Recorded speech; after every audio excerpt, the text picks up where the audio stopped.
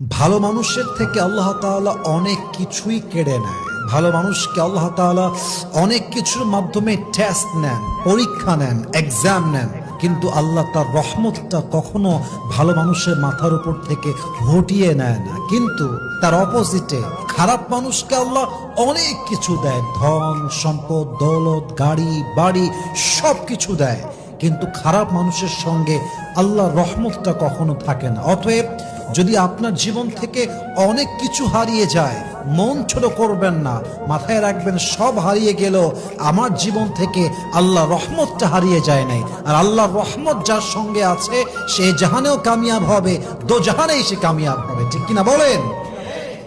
ভালো মানুষের থেকে আল্লাহ তাআলা অনেক কিছুই কেড়ে নেয়।